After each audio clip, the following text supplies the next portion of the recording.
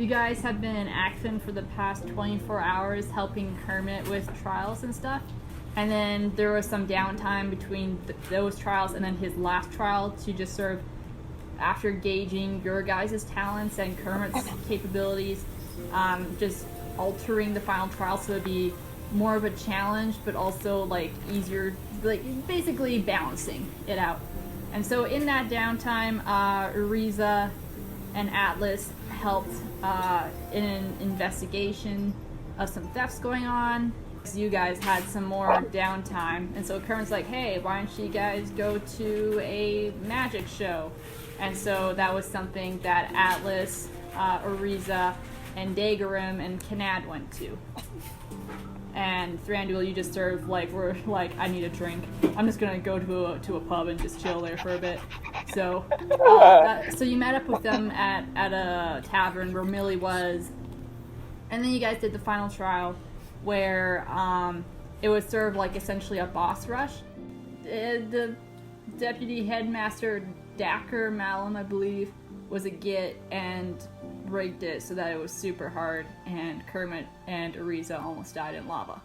And Atlas used some crazy power from within, the power of friendship maybe, no one knows, to reverse time, and platforms rose and dragons turned to ash and fire ogres were run through with Kanad's axe, and you guys did it. And then you left the mist where the trial was held and encountered Belden trying to freaking deck said Professor Malum as the headmaster, and Glenn dragged him out. And that's where we left off. So, goodness. So yes, at this point I should say it is definitely evening. This is just sort of like pushed to the end of the day type of situation. Yeah, so at this point, Belden has been removed from the room. Glenn and the headmaster Lalem has re-entered the room, and essentially Malum is just sort of standing there, arms crossed, just completely unmoved, uncaring about all this, and it's just sort of looking at Kermit, sort of like, I feel no guilt in this at all. Well, I know what I'm going to be doing, but I just want to see if anybody else wants to do something first. Yeah, and you guys can see that Kermit is very quiet.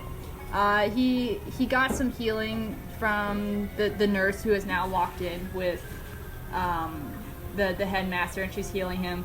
So he's not like near death like he was before, but you can still see like his robes are a little bit charred, and his hair is a mess. He's got like scorch marks on his face, just like ash and all that stuff. So he's kind of shell shocked, we'll say.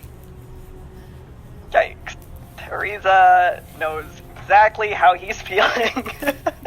So Ariza is going to march right up to Malum. Malum. That's Professor Deputy Headmaster Malum. Yeah. So I'm going to march up to him. Yeah. And I mean, I am furious. And then also, like, I'm probably smoldering too. Yeah. So then, of course, there's like the aromatic smell of like burnt hair and all that fun stuff. So I'm going to march up to him, and I'm not going to touch him, but there's going to be a lot of like hand waving, just like in like a general sense, and then like waving towards Kermit and like just everything else. And I am going to shout insults at Malum. I mean, like, I'm going to insult, I don't know, just insulting his clothing. I'm going to insult his position at the school. I'm going to insult the school itself. I'm going to insult the last trial thing that we did. I'm going to insult, so like his facial features. I'm going to insult his like family line. I'm going to insult his dog if he's got one. Like, so you multi-class into bard. Yeah, like nothing is off limits. I'm basically taking out all of this like angry emotion out on this guy. Yeah, I'm definitely like like right beside you and Okay. supporting you. Thank Just you. like, what the actual crap? Yeah. Are you freaking kidding me? Ariza, just for kicks, Yeah. make an intimidation check. Ooh, okay. I'm using tiny dice today. Wow. That is 10.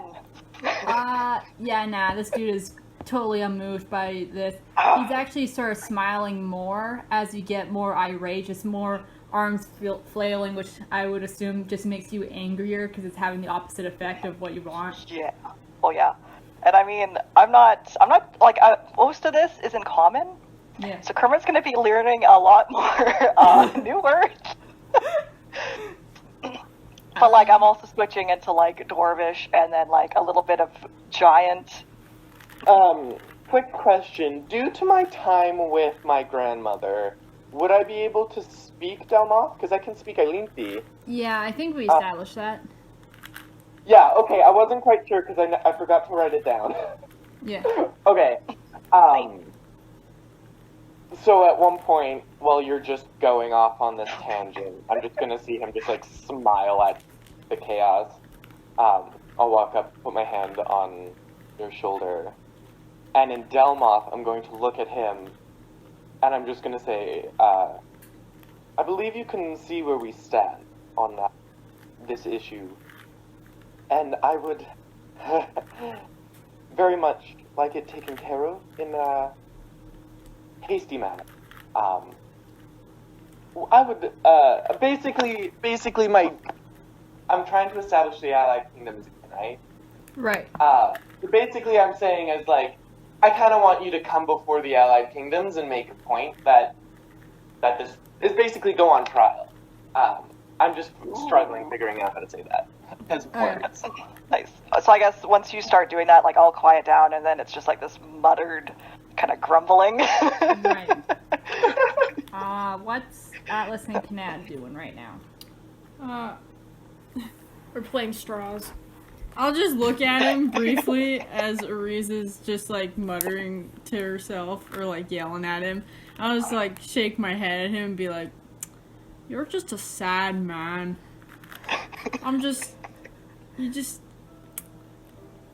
It's pretty clear that your mom didn't love you. I feel sorry for you that you had to take it out on a little kid over here, but yeah. I hope you do well in your life, cleaning toilets and whatnot, now that, yeah." If they had feathers, they kind of bristled a little bit, you would say. I just go back to, like, playing cards or something with Atlas. And he just sort of looks down at you, and you can see a comeback come in his mind, but he also looks over to the headmaster and just sort of, like, raises his head a little bit more to almost this, like, regal-looking appearance. That's okay. You don't need to say anything. We don't speak dog. As I'm speaking in Delmoth, I'm like, dang it. Oh, snap. And he looks to the headmaster and he says, "I think I'll take my leave." Good. Oh, now he's running away. Oh my goodness, what a surprise event. And he looks to Kermit and he says, "In my books, you failed this trial." Too bad you can't read. And he kind of looks to all of you before looking back to Kermit, who's just totally he's not even looking at Professor Malum right now. He's just kind of staring at the floor. But he sort of signals to you of sort of like, you can say whatever you want to me, but I have power over this kid in some regards. And so he just like struts out of the room. And the headmaster just sort of taking all this in.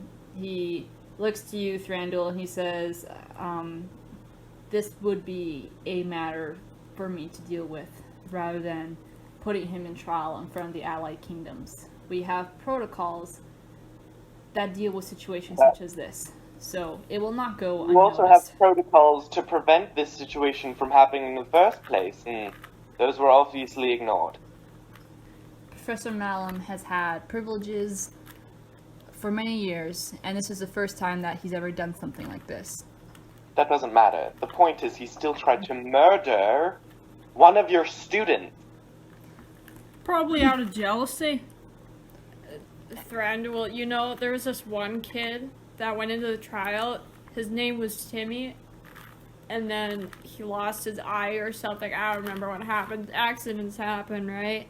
And then so we called him One Trick Timmy because he only had one eye. But anyway, besides the point, a lot of people go into the trial and they don't come out the same. So, you know, pretty much it's to test the limits, but nobody has died in a long time, so, you know.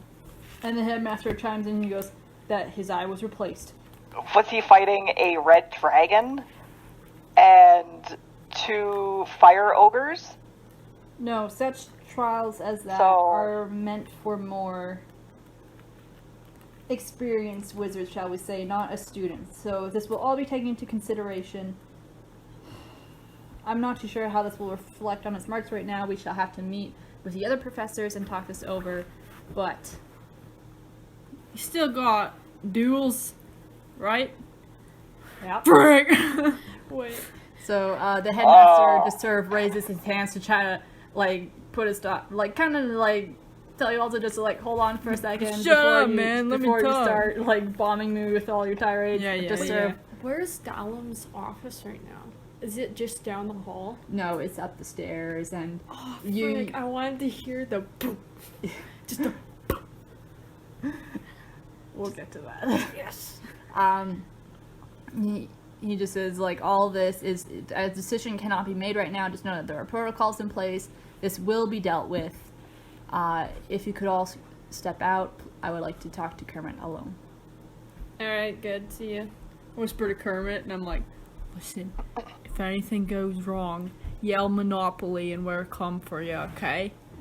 And he just kind of, like, for the first time, kind of, like, out of his whatever thought process he was, looks at you, or looks down at you, I should say, and just sort of nods. And you can see, like, this whole time as he looked up at him, that his tears have been welling up, and he's just been, like, trying very hard to, like, make sure that, like, he doesn't show. Oh, man. And so he, like, the rapid blink of, like, go away, like, for the tears, and then he nods at you. Give him a pat on the back. You did well, kid. You can't reach the back door. Yeah, I can pat him on the back, jump and pat him on the back. Do you guys all Like, leave the is- room? I'll leave, but I have, like, my ear right up against the door. That's sort of thing. Okay, make the perception hearing check. Oh, man. While she's doing that, Thranduil will leave, but on his way out, he'll just put a hand on Kermit's shoulder and just give him just like that, like, we gotta leave, but like, don't You know, let we're anybody here. mess with you kind of look. Nice. Like, Uh, you don't have to take any crap, kind of, and then I'll exit as well. Okay. I know he's probably at full health. Can I just cast, like, I don't know, healing touch? And then, like, I don't know, give him a hug? Sure. I don't know, tell him that we're here for him? Yeah. And so Yeah. he, one hand kind of lifts and sort of like embraces you, and you can feel him take like a shuddering deep breath, considering this this poor kid has just faced death. Yeah. Did I end up recovering Shade's fabricals that he was using? Like the listening ones? I think you recovered the one that he had placed on Nova because he gave you the receiving one. Okay, So- so I have the one from Nova. So can Yeah. I drop that in like Kermit's pocket or something on my way out? Ooh. Make a legerdemain check? Is that sleight of Oh, hand? nice. What? It's dexterity. That is 15. Ooh, No, that's heck. fine. You know what? I'll just Nice. see if Kermit notices. I don't think he'd care, honestly. But Good idea. yeah, Kermit definitely notices Yeah. you doing this. But like just But like, once again, I'm just giving him that look of like, like yeah. So we're here for you. This is yes. Kanad, you can pick Oh, up bits okay. and pieces of the conversation, like only like a few phrases or words. Thranduil, I'm assuming you're kind of standing outside the hallway, or the doorway and like listening in on the receiving end because there's a certain distance. Oh, yeah. Yeah, so you can hear the entire conversation. The first thing you hear is like the headmaster checking on Kermit, just sort of being like, "Are you okay? How are you doing right now?" type of thing. And Kermit's giving like very worded responses, not really talking much. And so headmaster just is sort of like trying to reassure him of like this is unacceptable and this will be dealt with. Just sort of like apologizing to him, trying to make sure that Professor Malum is not involved in anything else in regards to his trials or his graduation type of thing. The second thing that he talks about is sort of like your duel is scheduled for tomorrow. Are you still wanting to do it tomorrow, or do you want it to be pushed off for another time? Do you need time to recuperate type of thing? And this is sort of like the one time that Kermit actually says more than one word. Kermit's sort of like, no, I just kind of want to get this over and done with type of thing. I want to be able to like graduate and just sort of leave and be with my friends type of situation. I'll be fine, more or less. And the headmaster's like, okay, well, I mean, if you need someone to talk to, we have some sort of like counseling department. You can talk to the nurse. Nurse has had Put some ice on it. some experience in that, and headmaster is sort of offering Kermit services and just sort of like the school will cover for any expenses in regards to your friends and for you to stay in somewhere other than your tower, because I'm assuming you're not wanting to be off campus. So it's just sort of like this general like checking up on you, like going through the motions type of thing. Okay. And you can also hear at one point the headmaster asking Kermit what exactly happened that killed the dragon. And through the conversation, you get the sense that at some point, the viewing screen, the mirror, whatever, to see through into the mist, like, fritzed out right before Atlas, like, used whatever power was to kill the dragon and That's the... bad. She used ancient magic, though, didn't she? Yeah, I did. And so, Headmaster did not see what happened, which leaves the assumption that Professor Malum didn't see it, and Headmaster is sort of like saying this is what Professor Malum is saying about like reasons why this trial should not be accepted as passing type of thing. But the Headmaster is sort of like, this will be all up for consideration. I want your input on this. And so it's just that kind of stuff. And after a bit, Kermit sort of walks out of the room with the Headmaster. And Headmaster just sort of awkwardly nods to all and continues walking past. And this whole time, Nova has been sort of silent and stuff, and her, like, kind of her fist balled up. And so you look around and you just see that it's, like, Glyn that's sort of remained behind. And Nova's not there anymore. So where did Nova go? She just... So at this point, Glyn kind of looks around and realizes that Nova's gone. He's sort of like, oh no. And you can see him quickly like run down a hall and sort of just like look at like both ways down the intersection, just choose a random direction and keep going. He's like, I'll find her, don't worry, it'll be okay. Oh crap, what is she up to? Type of thing. Uh-oh. I mean, obviously Thranduil is invested in this, and he's not running away like with Glyn, but before Glyn runs off, he's like, hey, keep me in the loop. Come get me if anything's wrong, kind of deal. Like, yeah, and he gives you a nod, and it's more so like he's less concerned about her safety in some regards, and more concerned about whatever she has planned. Yeah. 100%. Novandris Yeah. is tricky, but like, yeah, if anything is weird, get me. Yeah.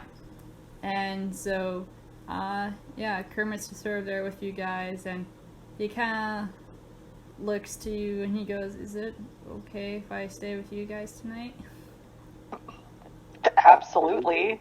I mean, as we say this at the exact same time.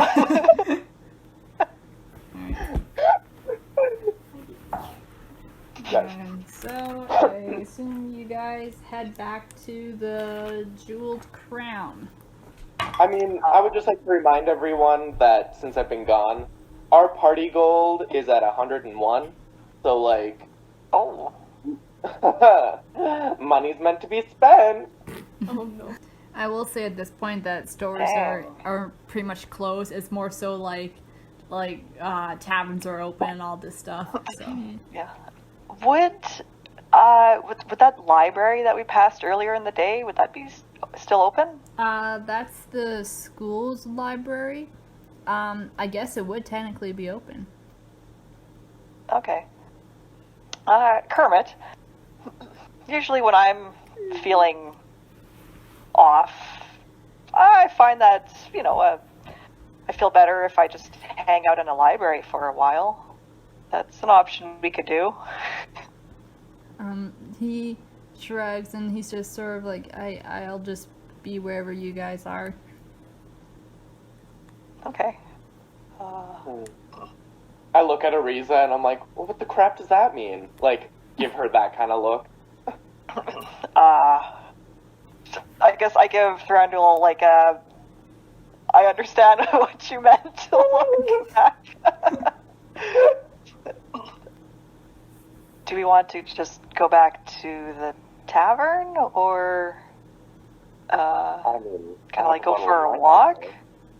Let's take the scenic route back to the Yeah. tavern. Let's not go directly back, but let's head in that general direction. Yeah. I'm for that. So you guys decided to take the scenic, long route back to the Jewel Crown.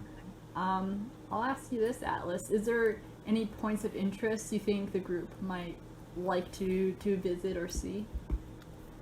Oh, yeah. Considering this is sort of like your old stomping grounds. I think most of the areas will be closed because, like, exams and stuff like that. In terms of the school? Yeah. In some ways, yeah, some stuff are closed down. Some classrooms just aren't occupied because there aren't classes. You take tests. So, for someone of your knowledge, such places are very easily accessible. Yeah. And are We're gonna more like than break likely into a classroom. unoccupied. We're gonna get the full experience. The real question is, do I want to sleep tonight or not? What time is it right now? The sun has definitely set. Like, it's dark. Thing is, So we'll say like 7. yeah. I'll go back to the inn. Okay. So you guys take a long scenic route towards the Jewel Crown Inn, and along the way you pass through various sections of the city. In particular, you kind of pass through what is unofficially sort of like the Fire Arcana Street, and tonight it looks like someone had recently like passed their trials or whatever from the school, and so you see like glowing orbs of fire just sort of like gently passing through the air, almost like lanterns that are filling up the street, and you can see like various people that are practicing their flame incantations and all this stuff. And so it's almost like an impromptu like fire show that it isn't meant to be a fire show, and is entertaining and beautiful at the same time. And you can see Kermit kind of perk up a little bit throughout this as he's watching it all. And so by the time you guys return to the inn, he's in higher spirits, but still a little bit on the distress side. And so you guys get some late supper and probably push together like a table and sit at it together. And Dagram sort of like, I'm going to bed with Bob. And so he places this overly cute 2-tailed silver fox on his shoulder, who like kind of snuggles next to him. You can see Bob is starting to warm up to Dagram, and they go up to the room. Hey, question. So this is like a magic city. Would they have magical food? Oh yeah. And like another question would be, if ordering it, does that draw like attention or like suspicion? Or is that just like hey, this is magic food. This is like cool and unique. I don't know. No, it would definitely not draw attention. Okay. Because you. So I guess I will say, through walking about the city, you have seen some creatures that are like considered magical that are just citizens. Oh, okay. Yeah. Huh. But nothing like straight up like in Beska where you've got like undisguised Syntholians just walking around. No, nothing like that. Okay. Okay. Real quick, has Novandris been located and intentions discerned Oh, yeah. in this Not time? at this time. Uh-oh. At this time, the town blows up if you set off a nuke under the city. Yikes.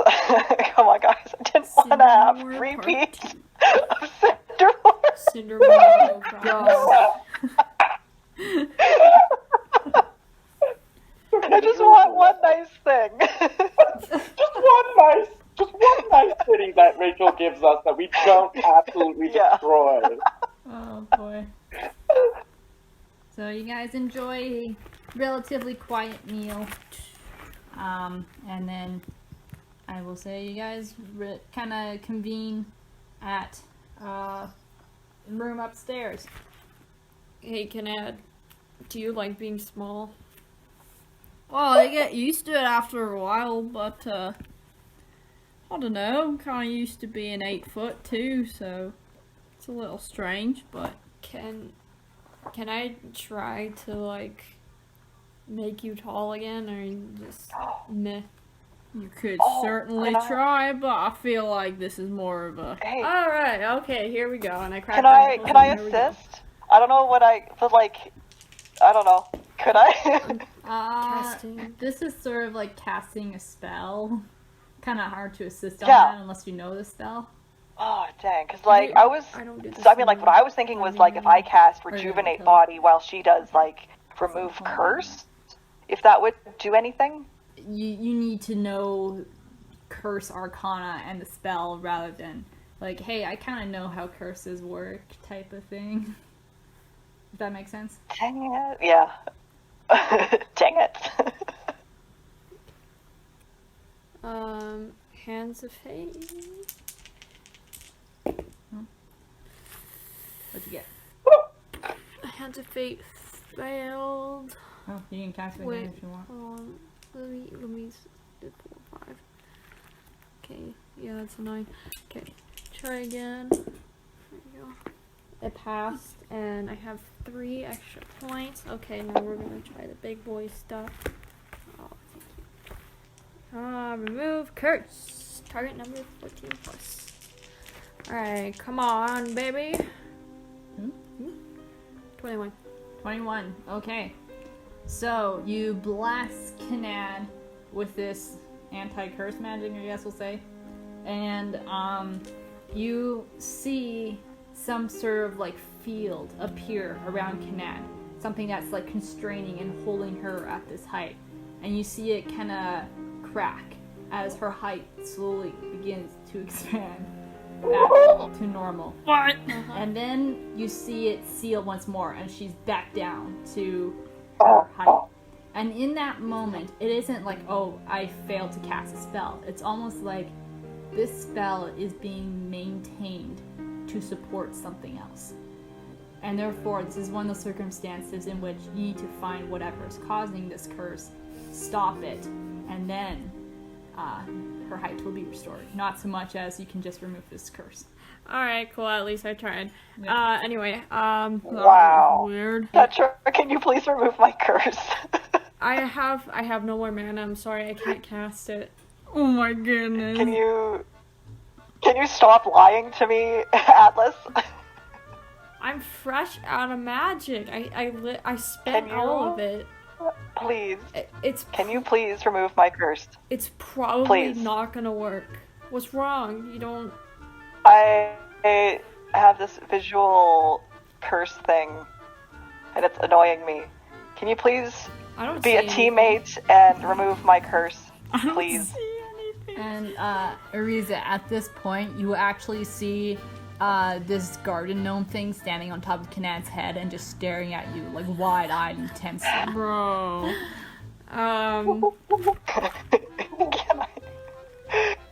Please.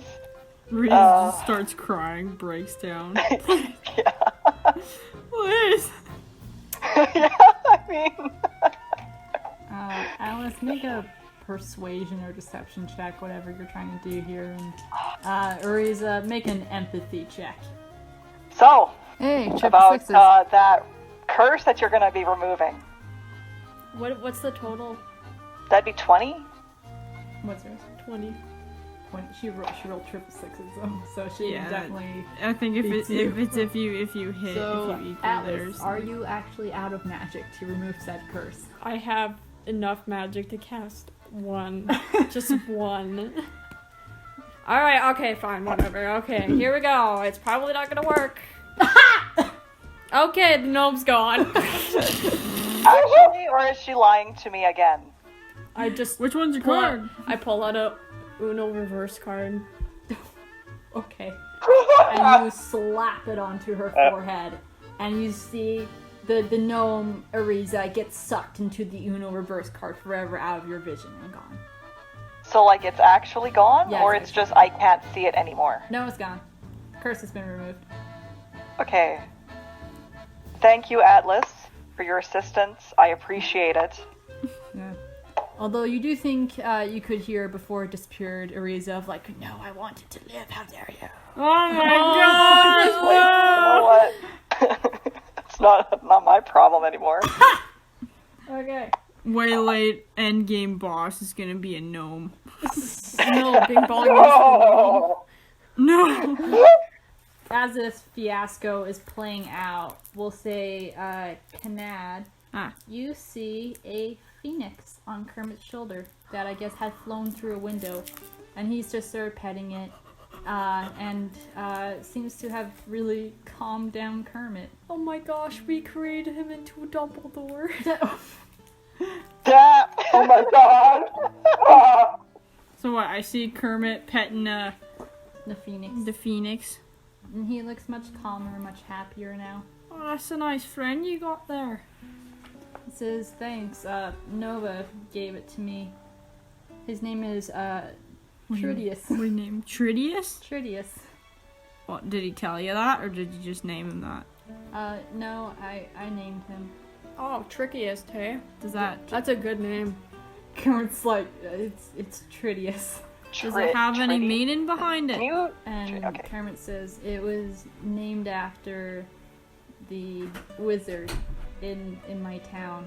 He would always play tricks, magic tricks from his balcony when I was in town with my mom. Oh yeah?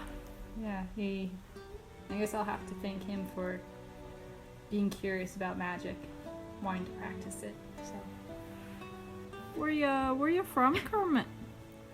And you can see his face, like just from that happy memory, like a soft smile comes on his face. And with that question, it's almost like that smile kind of fades a little bit. Rip. And Good job. Sorry. Wow. I kill things, I don't make conversation with them. This is,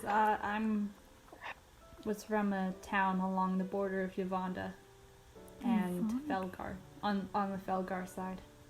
And you can see him, like, giving more slow, meaningful, like, pets to Tridius. And he says, can I ask you something? Yeah, man. And he kind of, like, increases the volume of his voice a little bit so that everyone can hear. Oh, thank you, I love you. He says, I know I brought it up in the mist, and it was a heat of the moment, and I'm sorry if I embarrassed you guys, but what happened between you guys in the dungeon? Nova mentioned that things got heated and there was an argument. Wait, where? When? I don't think was that what I was saying? Hey, you remember when Nad punched Ariza? And then Ariza had to give up the Book of Fate? And then we had that whole argument about it? Mm-hmm. Well, To be fair, we almost all died, so we were in a heat of the moment situation, life or death, and people were withholding information that needed to be known, so maybe I got a little mean. But situation passed now. We made it out of the dungeon. And at this moment, Kermit's eyes sort of meet yours, like level, and it's almost like he can see through you in a sense with just such an intense gaze. And he says, Kanad, I know why you're mad at Ariza. Oh, do you now? I think did she kill your I know parents? you're from a people. No, she did not. I know your people is one of honor, and I could understand you being mad at her for her people leaving. But you also have to understand that her people have been hiding for fear of being discovered and hunted down. Well, here's the thing, Kermit. You can't set yourself up as the protector of the entire world and then just disappear when things get rough, when you start getting beaten down and brutalized. That's what my people have gone through because they ran and hide. When the world needed them most, they vanished. You know? My brother and I discovered a new way.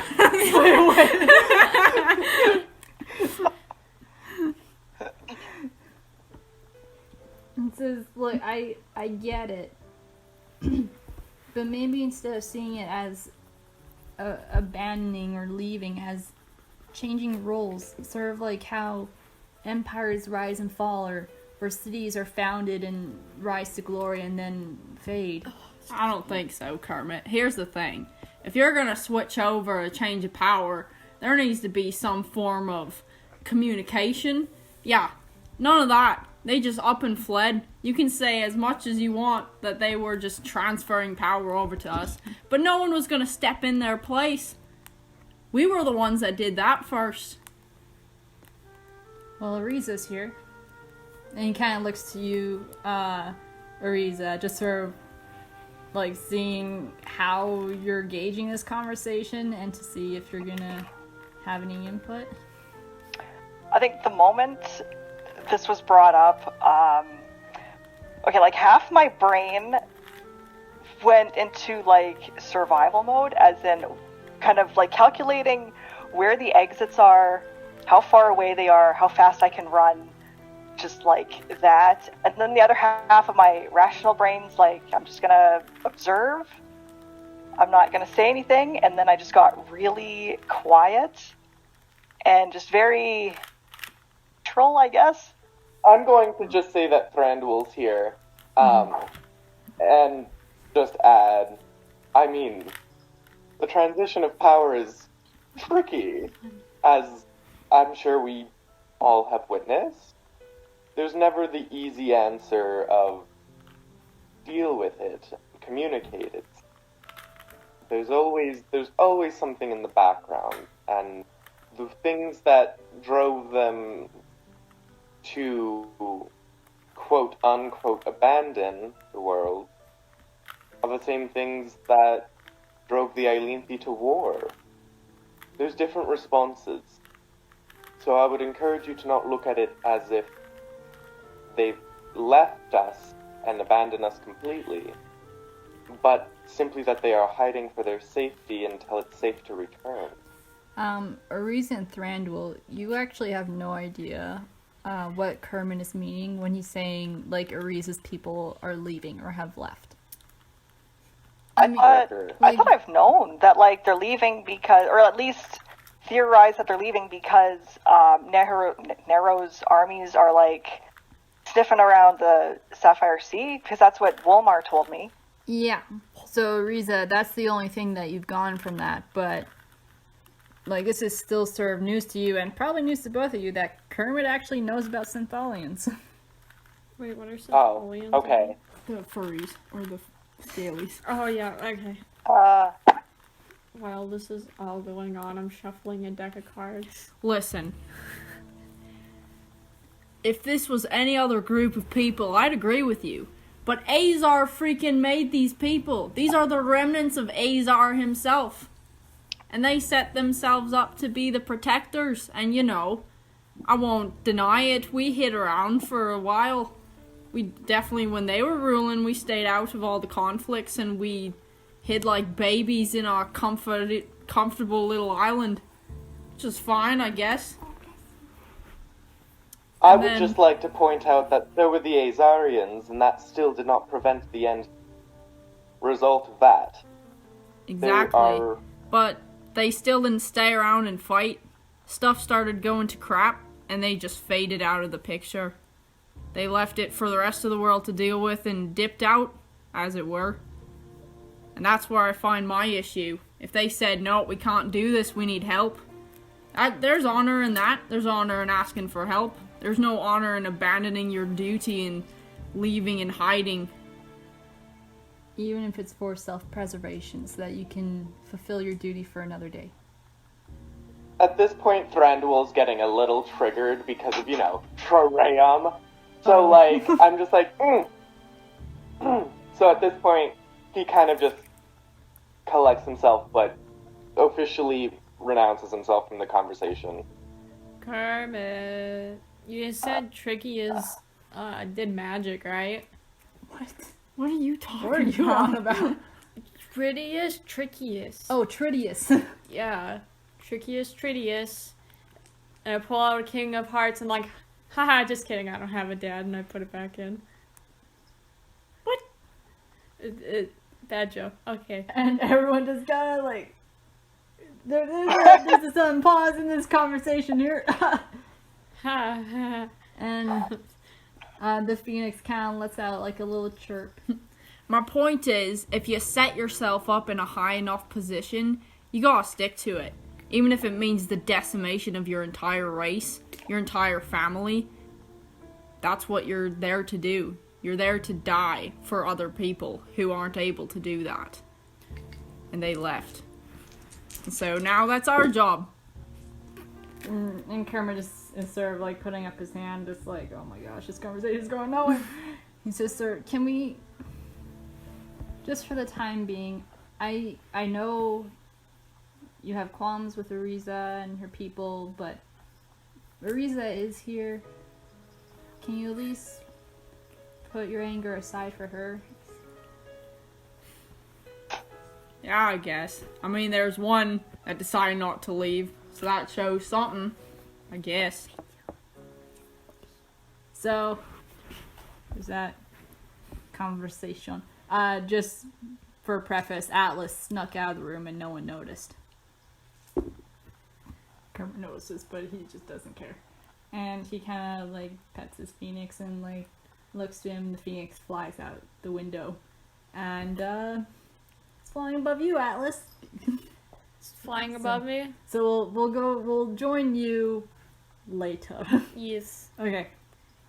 Yeah, and At this point, Thranduil has left. he kind of looks at you, Ariza, kind of with the same, almost knowing look that he had gave Kanad. And you can see concern fill his face a little bit. And he says, Ariza, are you doing okay? Oh man. Psychology session. This is a therapy session right now. Look, I have a BA in psych. Gotta use it for something. Oh, wow. Group therapy session. DM, I have an idea. Okay. Could... Oh, shoot, Thranduil, you're out of the room, aren't you? Yeah, he left. Unless you want to call him back come in. back. I kind of want him to come back. You know what? Thranduil, Yeah, you can I'm gonna come back. On Thranduil's in Yeah. the room. Okay. He's Okay, listening. So, Like, oh, literally man, 2 okay. seconds after you stepped into the hallway, Thranduil, you're like, oh, frick, I forgot my robe. I gotta go back in. And you realize that the conversation has now changed. You're like, oh, sweet, I can stay. Yes. Yeah, my beautiful, charming robe. Yeah. Okay. The moment Kermit asks me that, I'll turn to him and I'll ask Kermit if he's able to project my memories to the team. Oh. Oh. Oh. And, like, if he can, like, do that. So if Ariza thinks something, then it's, like, it would be projected to, you know, Nad, Atlas, and Thranduil, and then also Kermit, too? He can definitely have, like, a group thought session. Not necessarily, like, take a memory Can I? and project it. It'd be sort of like you'd have to actively think about that memory and try to replay it in your head for This people is to big see. brain time. Well, yeah, It'll have I to guess be, like, a that's kind of what conscious effort. I mean. And then also, like, I want to invoke, Duplicity. as a player, I'd like to invoke the rule of cool. I So, mean, like, here, I'll see if Kermit has enough magic to do Okay. this. That was the best freaking name decision I've ever done in my life. Yeah, Give me a name. just blame Kara for this NPC's name. Kermit. Yeah, Kermit, I think he barely has enough magic to pull this off. So yes, he connects everyone's minds, so you can now hear each other's thoughts. Okay, but, like, can they see memories and, like, pictures and, like, concepts? Because, I mean, like, Yeah, he can... memories, you know, consist of more than just, like, a visual and audio or Yeah. whatever. I'll say pretty much whatever you are trying to convey, Ariza. If you're trying to convey how you feel, you can project that to everyone else. If you're trying to think of a specific memory, you'll have to consciously focus on that memory and try to almost like relive it, if that makes sense, to get Sure. the full effect of it, and then that will be projected. So this is a very we're going abstract here in the limits of the spell, but we'll say because you guys aren't rushed, you're taking your time. Kermit is able to adjust and experiment and be very cautious and making sure no one's minds get wrecked from this thought experiment. Yeah, no, it's... So we'll say it can be done, but Kermit cannot cast any more spells this evening.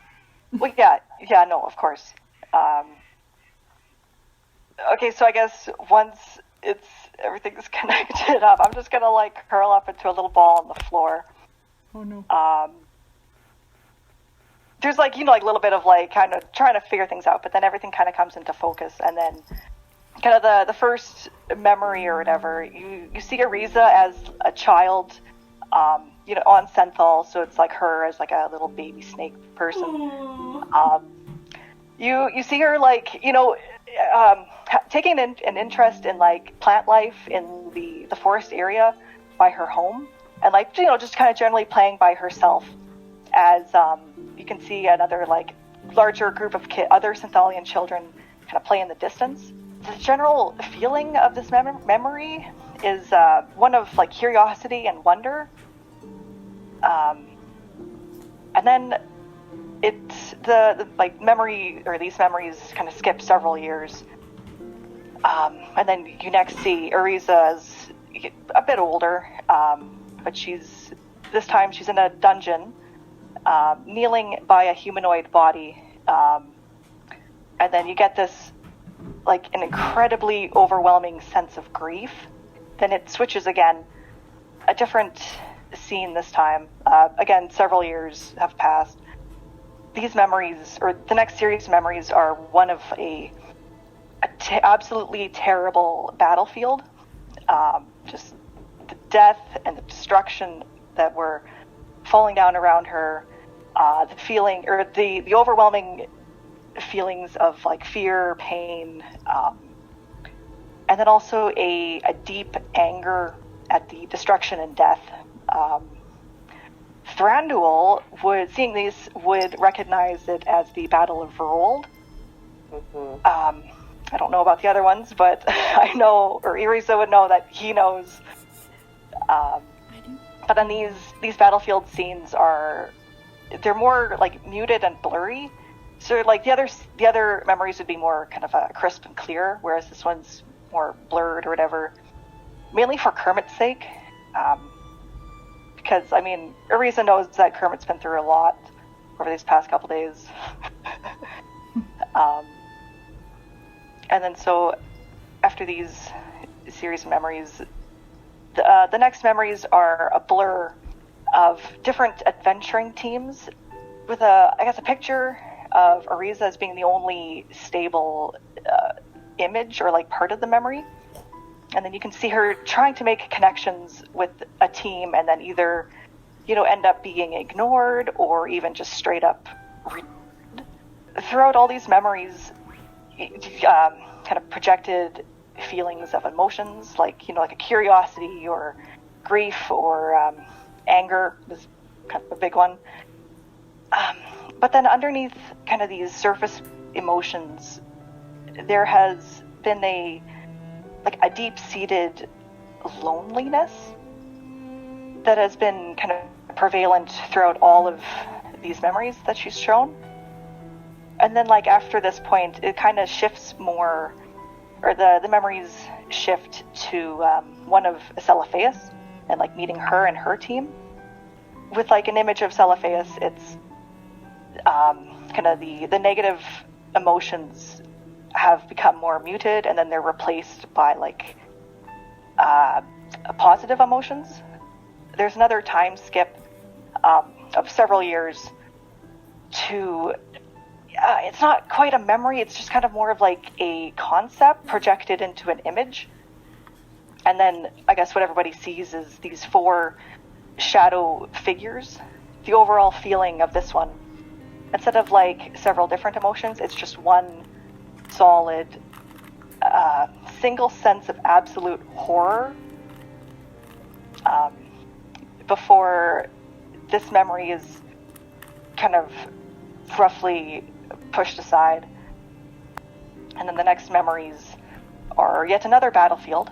Not as bad as the first, but still really bad for a battlefield. Again, these images and sounds and whatever, they're all muted again for Kermit's sake. And I think for these, Thranduil would also probably recognize this as the latest, or that kind of more recent-ish battle on Ulyss. The one with the Ulyssian and then the Dwarvish armies were actually in retreat. Yeah. Yes, he would recognize that too. And then after that, the memories change again to a scene where Ariza meets Oof for Order of Friends for the first time. Again, throughout all of this, that underlining loneliness is still prevalent and still there. And then it's not so much memories for this part, but it's just kind of more a concept. Yeah, so I guess the next kind of concept just kind of has an image of with Thranduil with his hand outstretched towards Ariza trying to reach for Thranduil's hand. The scene quickly changed, and then it's replaced again with I guess a memory of Atlas in that alleyway. There's a superimposed image of a sneering dwarvish woman, which Atlas and Kermit would recognize as Valida. And then at this point, it's Ariza kind of gives off this sense of panic, and kind of cuts the connection. But the last thing that everybody kind of senses is a sense of embarrassment in a way before the connection is just completely cut off. And then Ariza just, throughout all this, Ariza hasn't moved a muscle. She's still in her little ball on the floor. She's almost waiting for a reaction from the team. I'll just kind of sigh. Be like, well, you've been through a lot of crap. I think that's clear to see. And you've been hurt a lot. But I've been in some of those battles too. Especially the one that you were showing there. And I don't know. Been through a lot of groups. Looks like you had some decent experiences and some hot garbage experiences, but if there's anything I've sort of seen from this group is that people genuinely care about each other, which even in my village, that's pretty hard to come by. And I'm not too sorry for punching you. Because in the moment, I feel like it was sort of needed to get everyone's heads together, but I am sorry for how I viewed you. In the sense of being a deserter and one without honor. It's pretty clear that you've been through enough things to give you your own sense of honor. I'm not easy at making friends with people. More so just see them as comrades on the battlefield, but, yeah. I'll just kind of shrug, look at Thranduil, and be like, I think you'll have a better experience with her, because you guys are actually pretty close, it seems.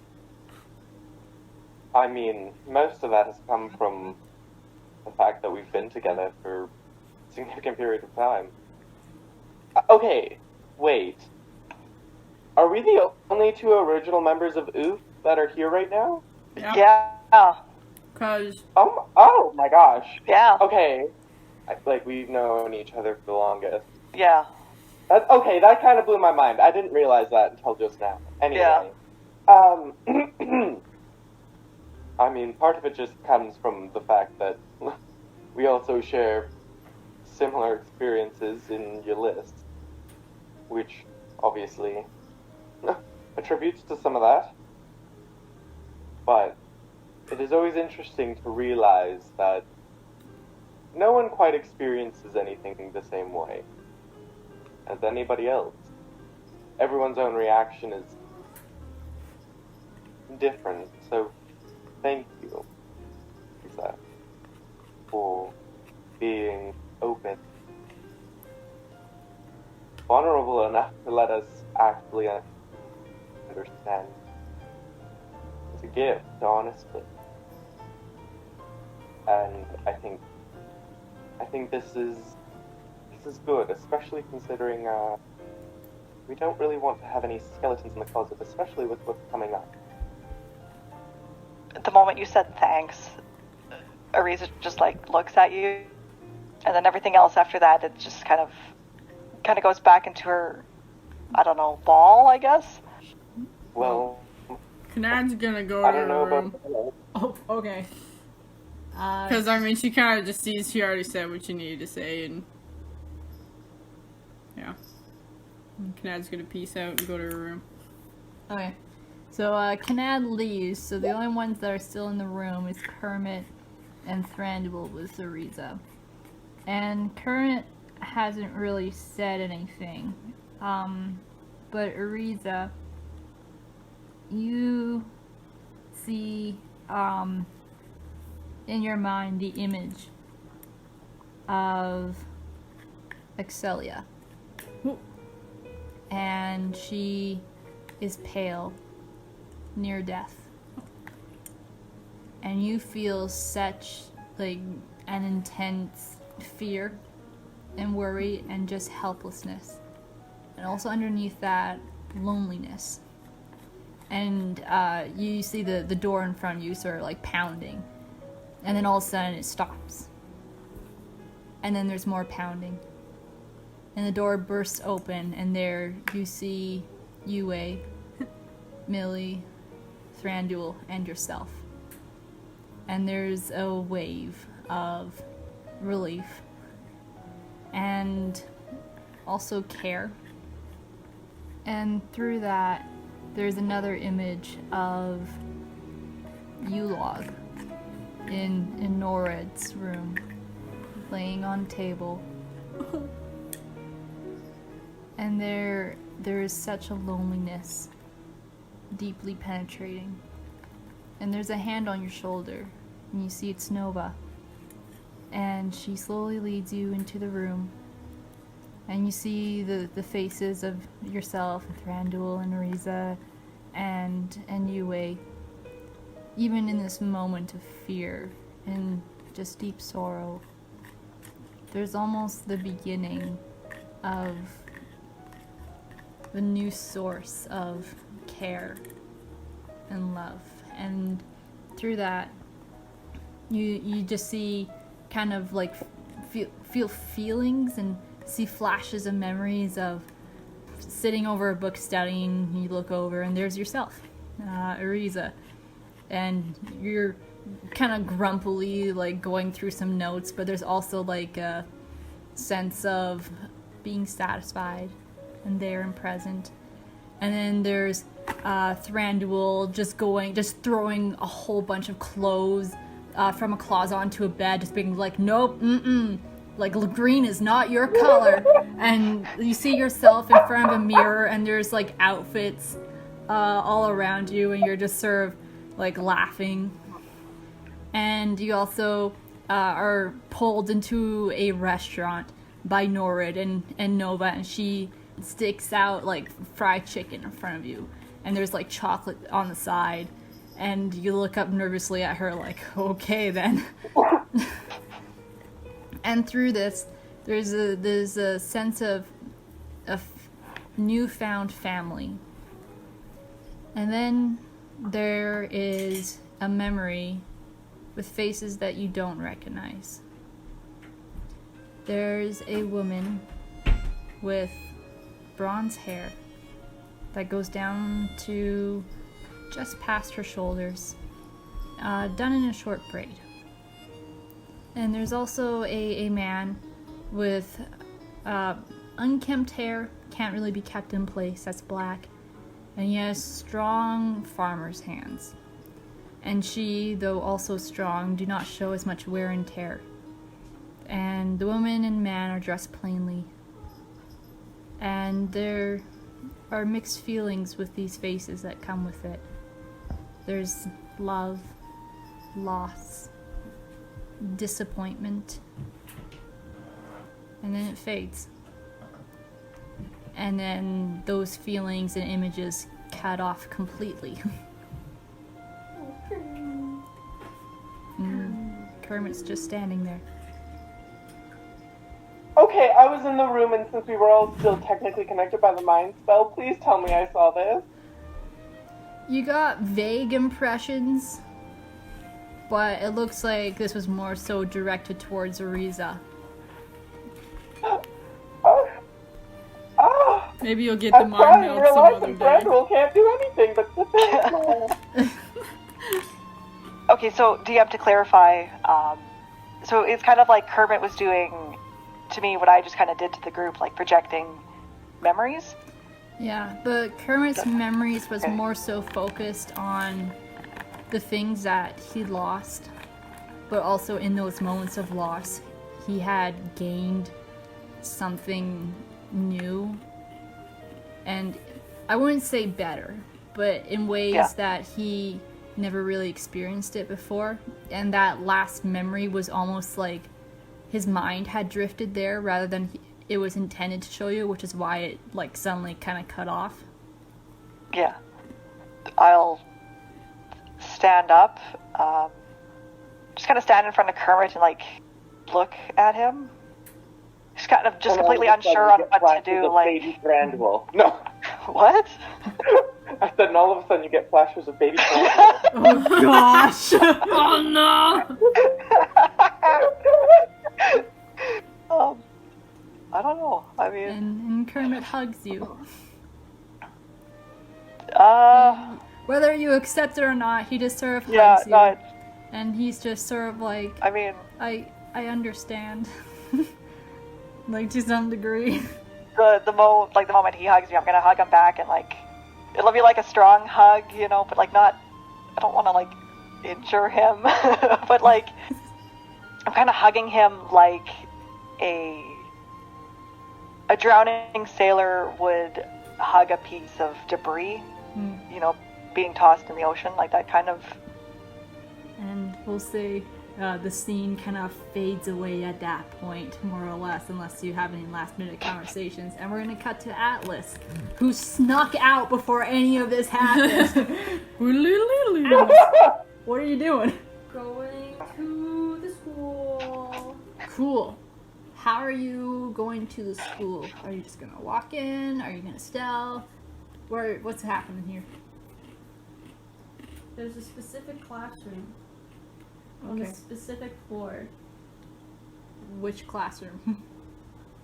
Professor Elacos. Whose? Elaculo. Oh, cool. Okay. Yeah. What floor is her?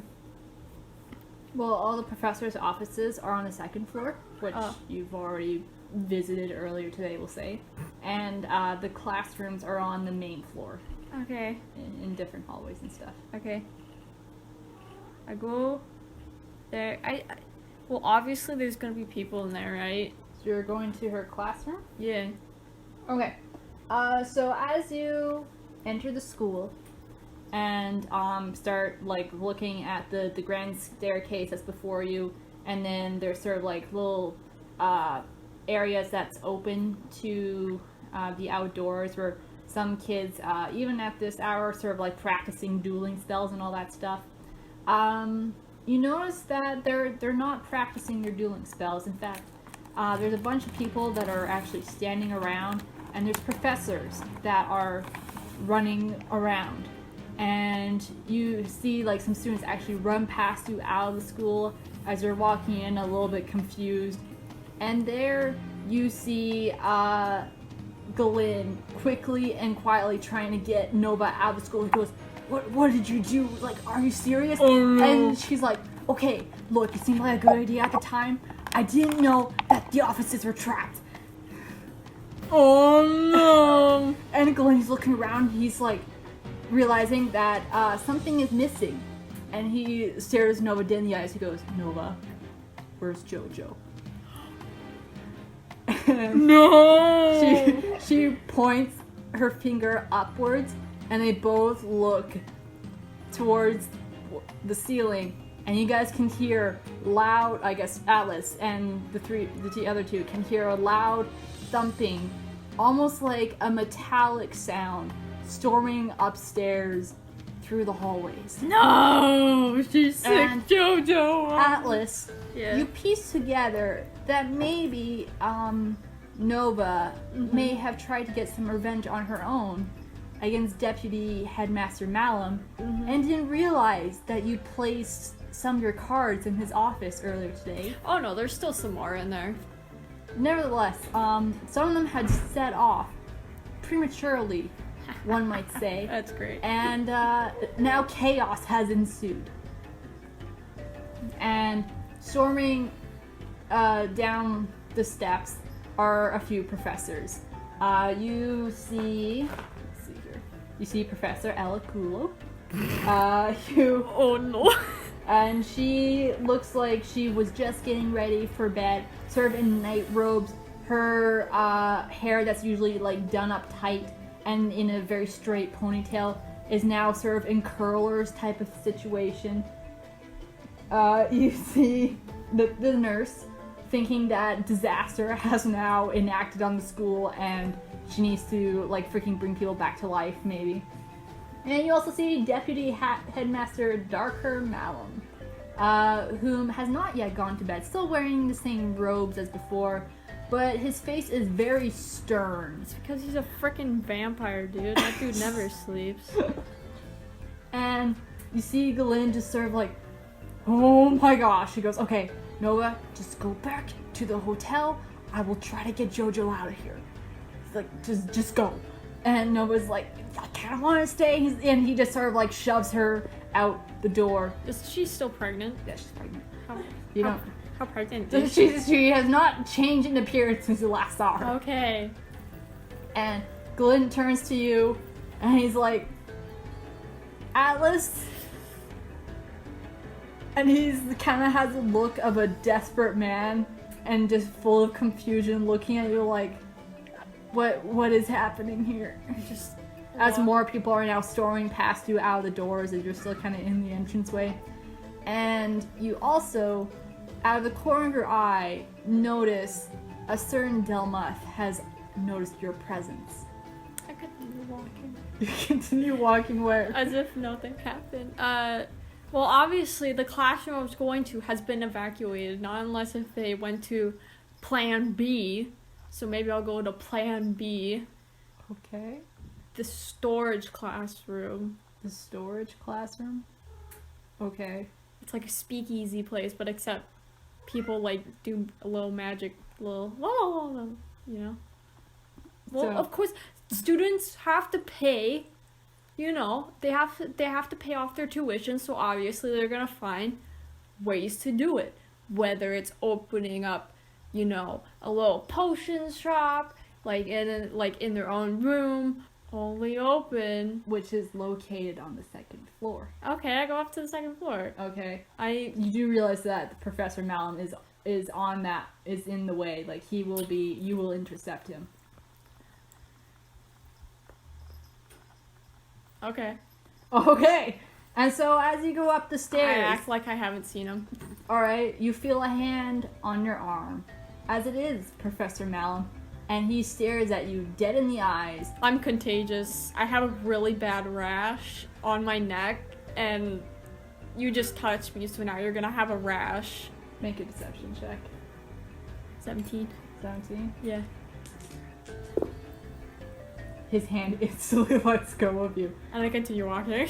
And he's sort of calling after you, sort of like, you did this, I know you, I will get you, type of thing. Would it be the first time? Okay, so you go up the stairs, and you see that there are professors everywhere. They're out of their classrooms. You see some of them actually like stumbling out as like smoke comes protruding from it. You see some of them like dragging like their foot out as it looks like it's half frozen type of thing. One of them actually throws their ropes on the ground, is like stomping on it, trying to put out the fire. This is amazing. And so as this chaos ensues, you see also crashing through a doorway is a giant metal looking suit of armor with in the middle of its chest a glowing orb that is now kind of flashing blue and red, panicking. Down the stairs is Glenn. And the machine just kind of, or the suit like kind of tilts and looks to you, and then just sort of like as it's running, the orb flies out of the suit of armor, and it just sort of collapses into this fabrical, and the orb flies into your robes. And fabrical's on the ground. And at this point in time, you see professors kind of looking down, up and down the halls. There's a few students here, but they're mostly like running away from the chaos, and so professors are now also looking in your direction. I just make my way as quickly as I can to the storage room. Okay, so you run the opposite direction. Well, I don't make it look like, you know, I look like I'm late to something or I forgot something kind of thing. So you briskly walk the opposite direction of the chaos into the library, down one of the bookshelves, and there is a wall, which you know is an illusion wall. So you walk right through into the storage room. Yeah. Are there people in there still? There's a couple. Okay, there's nothing really happening right now, right? There's just people chilling. Like nothing like, oh. Well, you see, the one of them instantly sort of like, oh crap, and tries hiding like contraband and stuff, and the other one's like, hey Alice, Hey, what's up? And you notice this is like one of your buddies who was a school dropout, and you're like, why are you still here? I don't even ask. What is he dealing anything? You see, Was there a trade going on between the two? there may have been. You see, like, it isn't like alcohol type of thing. Yeah. It's more so like, The potions. yeah, there's more so like, hey, this potion will like enhance your magic type of thing. And there's also like, yeah, this wand is technically illegal, but it has a cool spell in it. It's like one of those things of like, if you imagine what like black market trade would be at a magic school, this would be it. You know. Well, I'm sorry, you can probably hear a cat in the background. yeah, but I think that just makes it better. Darn it. Yeah, it's just like she's standing in the speakeasy. There's also a cat in the corner. How's that thing still alive? Like, And let's say it was like a white Persian cat, but then it kind of like got in the middle of something, so it got burnt. So half of it's still white and fluffy, and the other half is like. So it's like a two-faced cat? Yeah, bro. Okay. I accidentally put Gregory into a cat and he's not happy. Oh. Cat. And your buddy, who nicknames himself Hazard. That's all you know him as. He so sort of lame. looks over to the corner and goes, yeah, Squeaker's still out here. Still living. I thought he died. Did someone resurrect him or something like that? He's just sort of like, we don't want to talk about that incident. Just know that Squeaker's alive. Oh. And this other student who looks like a first year, like, cautiously looking around, just like, I don't know, should I still be here? Should I run? And Hazard's like, just get out of here, kid. We'll finish our deal later. Oh, no. What are you dealing? What's the stakes? Just the usual stuff. Okay. I put down 2 silver. Give him it. You know, just to help out. And I kind of split it both ways. You know, one for each. That's fair enough. And the kid like does leave the room, and he goes, "So, what you looking for, Atlas?" I just want some water, honestly. It's been a long day, you know. I was involved with a trial, almost died. You know, just the usual stuff, dragons and a bunch of other stuff. So you see Hazard just sort of wave his hand as he like puts a cup forward and some water from nothing drops in. You know, he's water arcana. Yeah. Slides the cup down to you. He goes, "You wouldn't happen to have anything to do down the hall there, eh?" You know, just the usual stuff. Although I kind of went a bit all out. Under the chair trick. Oh yeah, taught you that one. Yet. He still hasn't set it off yet, by the looks of it. Yeah. So you're just needing a place to hide out for a couple hours? Yeah, maybe an all-nighter. I'm just burned out of everything. Tell you what? Things have changed a little bit here. Yep. Nurse's office. Pull out, what was it? How's the order go? Goes, pull out she has a list, she has a rows of pens. She's kind of like, you know how she is. She has her collection of pens. Yeah. Some students, maybe a year and a half back, rigged it so that if you pull out, was it the 2nd, the 3rd, and the 6th pen, tunnel opens. Nice way out of school. Lay low for a couple hours. I can give you something that, you know, makes stomach a little upset, or at least fake a rash or something. You can sneak into the nurse's office. I'm gonna need the fake rash one. Yeah. Do what you do. The moment she leaves to get prescription, pull the pens. They go back to normal after you leave, so she won't notice a thing. Oh, nice. All right. I got a couple of trades coming in within the next hour, so you might want to stay in the back room. Don't want any, hard policy. I don't know. I'll just kind of like sit in a stool in the corner, put my feet up on the bar. These clients are a little bit more. They want to be more discreet kids these days. But yeah, just stay in the back. We'll be fine. Yeah, top honor students every time. All the time. Ruins the reputation. I don't know why they do annoying. Anyways, I'll see you back here, Atlas. it. All right. So after a couple hours, you carry out through the plan, able to sneak out of the school and get back to the Jewel Crown Inn. Like nothing happened. Is anyone else wanting to do anything before you go to sleep? Oh shoot! What? I still have JoJo. You still have JoJo. Where is Nova? By the time you get out of the school, things have calmed down. There's more so like professors there. There's even some tricoats, which is sort of like the police of the city, that have now sort of like poked around trying to investigate what's happening, because of course you get students running out of school and stuff comes in. So you do not see Glenn or Nova. Do I know where they're staying now? Nope. You just have this random orb that's with you that you saw turn into a suit of armor one time. Trying to think of how to get him back. Okay, and I pull out, I got this Dia symbol like a long time ago. Yeah. I'm gonna pull that out. I'm gonna take off my elven cloak, okay? And put JoJo on the ground. Be like, if anyone asks, Warforged, disciple of Dia. I will say, Warforge is not a thing in this world. It's not. No. And the moment, because of recent events, you assume the insane panic that occurred might be because students or people thought that machine was like one of the known like machine war weapons that was used against the elves. Oh, wow. Oof.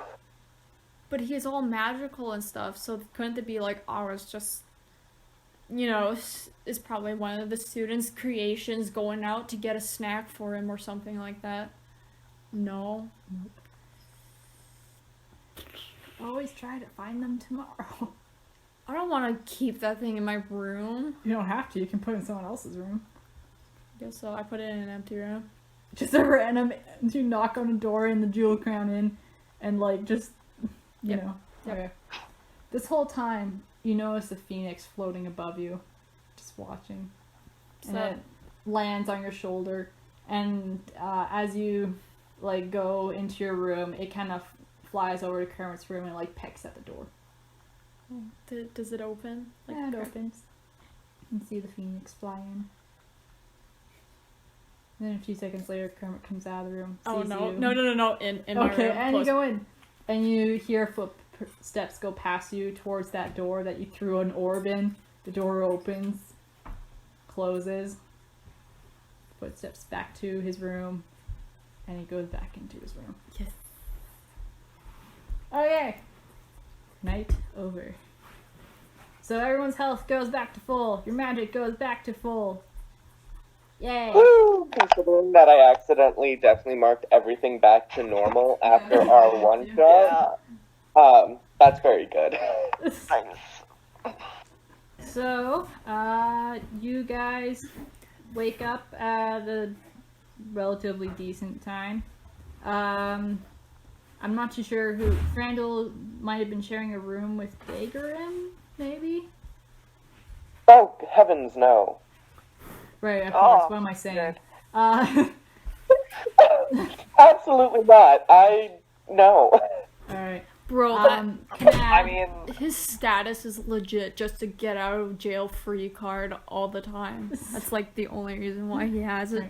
Kanad, when you wake up, you see a note that slid under your door, which is from Dagorim, that says, "Went for a walk with Bob, be back in a few days." Alright, cool. TTYL. bye. Alright. And so, you guys go downstairs, get some breakfast. Kermit, you notice that Kermit is already in the middle of eating breakfast as you guys come down. It looks like he got up a little bit earlier just to quickly have a meal, and then he says, I'm gonna meet my dueling partner pretty quickly here, so I gotta go over strategies and such. Alright, cool. Can we Oh, come? wow. I guess, if you want. Are we able to interfere in your duel in any way? No. Like, we can't beat the guy up for you? No. This is strictly students only. So- Kermit, if anyone asks you anything, you don't know me? No, you know me because they saw me in the chat. Shoot. Just say you don't know. Just say you don't know. Okay? No, don't say anything. Don't. You don't know. Okay? But I don't know. Exactly my point. Uh-oh. Okay, let's go. Alright. Sorry. I did forget something real quick. Ariza, roll 3d6 for me. Oh, Okay. Like, is it just a straight roll, or do I have to add anything to no, it? just straight roll. 10? Okay. Everyone died. Last time it was 7, so I mean, it's kind of getting better. So, Ariza, as you go into your meditative state, right before you do, on the cusp, you Okay. believe you hear the wind. And then your last, semi-conscious thought is like, no, I think that's whispers. but you can't tell the language or if there's words, just the sound of whispering. And then you go into your deep meditative state.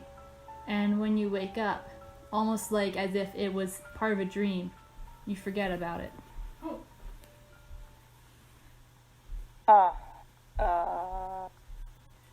And then you guys have breakfast and all that stuff.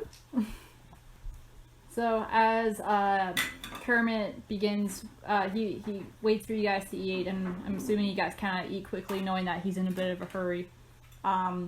You all walk towards the school, and Kermit looks to you, Atlas. He goes, "Is it okay if you look after Tridius?"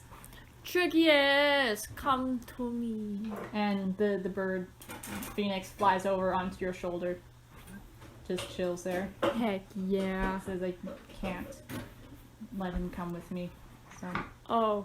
So I'll go over the rules of duels, which Atlas knows and Kermit knows, and they will convey to you. So, the duels are divided into 2 1-minute segments. Partner duels have one spellcaster that takes on the role of the attacker or more offensive magics, and the other operates as the support or the defense of the partner. Teams are allowed 6 seconds to cast any preparatory spells before the duel begins. The duel itself will last until either time runs out or a team is deemed the winner by the judges, and students cast spells on one another, arcane blast, that kind of thing. There is no outside help during duels to kind of prevent this. A barrier is set up around the dueling area to prevent spells outside crossing in, and vice versa. Enhancement substances are forbidden. One magical item is allowed only, other than your focus. Dark Arcana spells cannot be used in a normal duel. There is a separate dueling category for that, so which means that Kermit cannot use his psychic spells. Spells that are non-Dark Arcana but harm the mind cannot be used either, such as Phantasm, Hallucination, Curse of the Beast, etc. These would be allowed in a Dark Arcana duel. Lost Arcana spells need approval from the headmaster in order to be used in a duel. So, there you go. Those are the rules. Which you guys know. Why would you tell us these rules if we cannot engage in the duel ourselves unless we can? Because Kermit doesn't want you guys to interfere without knowing you're interfering. Oh. Why did he tell us? And they could say it was ignorance. Because yeah, it's like those people who go to parks and specifically don't read any of the signage, so you can just claim ignorance. These are the people that he knows who were sent to a town that they later destroyed. So Okay, listen. Okay. That was... We're trustworthy. Yeah. As you guys go towards the school, you notice that there's a little bit of a tense atmosphere, and you guys can see at the doorway is Deputy Headmaster Malum, who is dressed very fine, almost rivaling your look, Thranduil, and you're slightly jealous and or challenged by him. That I'm offended. Genghis. I flap my robe of charming just a little bit heavier when I turn around. Yeah. And you guys also notice that Atlas is mysteriously missing. She suddenly has just... Again? She's just disappeared. And you see that he eyes you all suspiciously. And he says, "You wouldn't happen to know where Atlas is, do you?" Nope. She In disappeared Delmoth, I'm last just night gonna and look didn't at him tell anyone. angrily and say, we have a mutual understanding we don't like each other, so why do you insist we interact? Because my office was attacked last night, amongst other professors, and a known troublemaker, that being Atlas, was there, witnessed by many people, and perhaps even picking up the object that caused such chaos. So, Once again, why do we have to interact? This is between you and her, not us. I have simply asked a question, I have gotten my answer, and now I leave you. and he turns, his robes twirling in a dramatic fashion, which Thranduil, you haven't exactly quite mastered yet, so now you're just even more, like, ticked off by this. Oh, now I'm like, And he even has a scarf that he, like, throws over his shoulder, and, like, no! yeah, even, like, angrily. I turn around, walk out, and go buy myself an infinity scarf. Okay, that'll be 2 silver. Sweet, I return. Okay. And he angrily marches up the stairs, looking so good that you just hate it, Thranduil. And Okay. Kermit sort of awkwardly looks between you and the deputy headmaster. You're like, okay, this is happening. And so he leads you guys off to the left and then down a corridor into a spare room where he knocks. And you hear a woman's voice answer. And he walks in. You guys see a half-elf student. She has a earthly skin tone that's a little bit lighter. Long bronze hair that is tucked away with a braid, and gems of emerald and ruby are woven into it. She has a school uniform on with a colored red with a green trim, and she also has a classic pale cream undershirt with the vest over top, and fine leather pants and black boots. And she sees Kermit and gives him a nod, and she also sees you, Thranduil, and instantly gives you a deep bow. Oh, do I recognize her? Probably not. She a Lindy? What did you say? She's a half-elf. She is a half earth elf. Earth elf. Oh, okay. Yeah. Yeah, that makes sense to me. Nora? Okay. Kamen. Knorr is... Rickman? The Kenora. Knorr's the other one. Yeah. Thank you, but that's not needed here. And I'll just give her like the gesture to rise. And she does so, and she says, I apologize, my king. It's just, I'm a citizen of your kingdom. Just... Oh. And Kermit sort of looks between you two, and he says, yeah, Lanier's from Farron. Family's been there for generations, and they returned pretty much when they could after its destruction, so... And the two of them are just kind of like awkwardly looking at each other.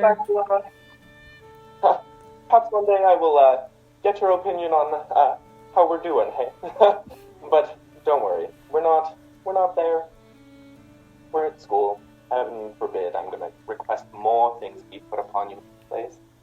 We already have awful professors. And they both kind of laugh. Kermit says, yeah, Professor Malum's pretty much the exception for that one. The others are pretty good. Well, let's just say once you're in Farron, you won't have to deal with him.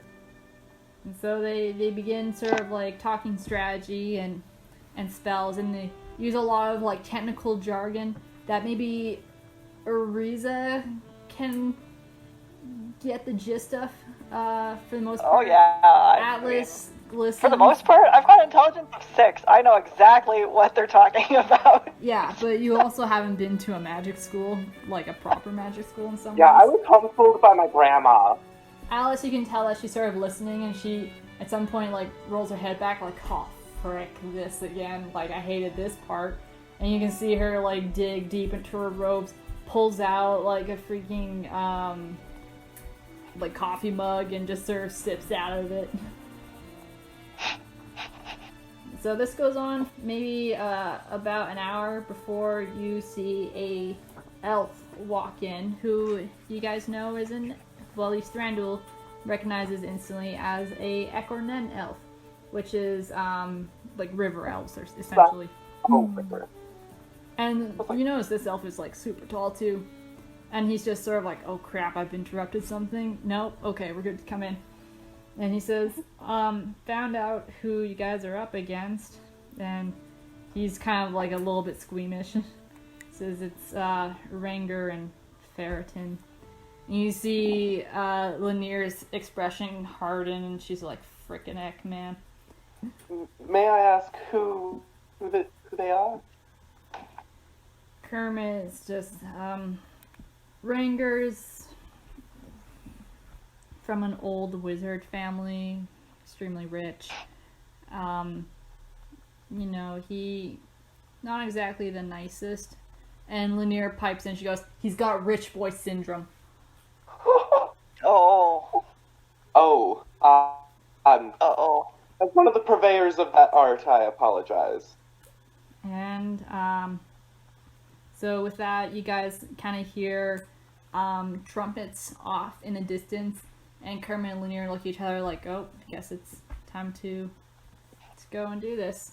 And so, as they leave and they start heading towards the back of the school, towards the dueling pit, which is sort of like this cool like Coliseum looking place. Kermit sort of turns to you all and he says, "You guys are going to have to go in the stands. Can't really come through the entrance that we will, but I guess wish us luck." Fair enough.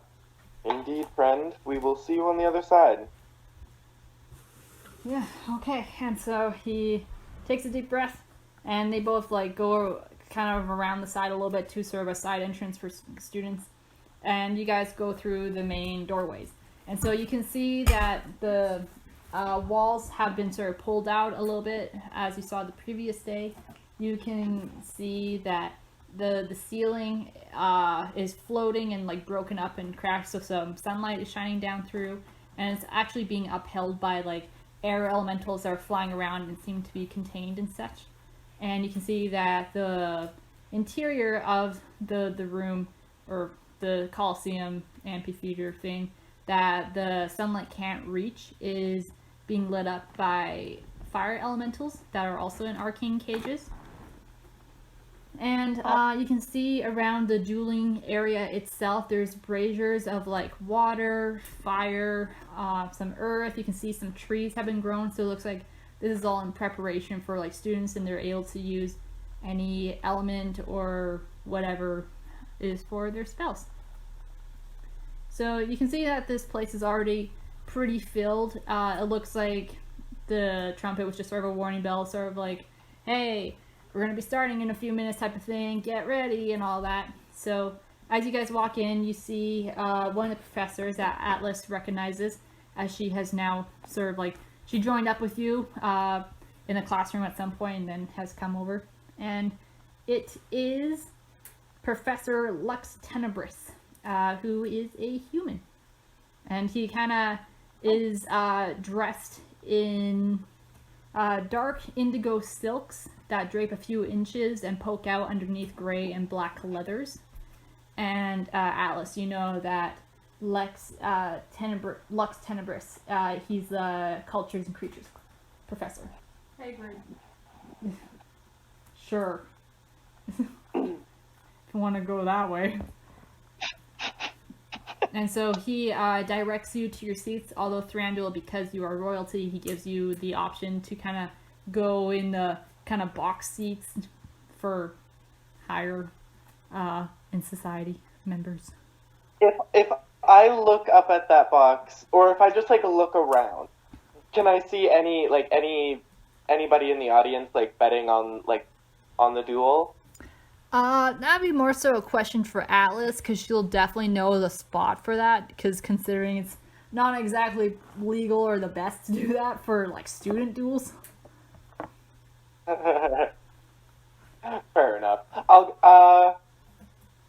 I kind of want to get my ear to the ground, so I'm gonna go up to the box, and I just want to not really say anything, not really engage a whole lot, but just kind of listen and observe and like hear what like the main topics are during like downtime.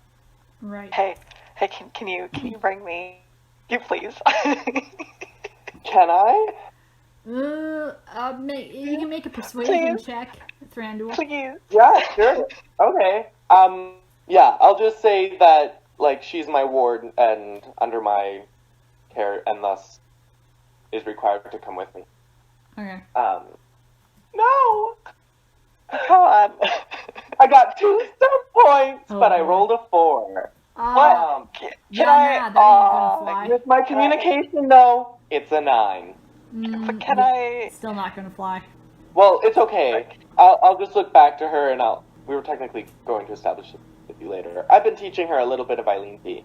So in very basic Eileen Thee, I'll just tell her, I'll give you the deets later. Okay. Man, I look kind of dejected, but like I understand.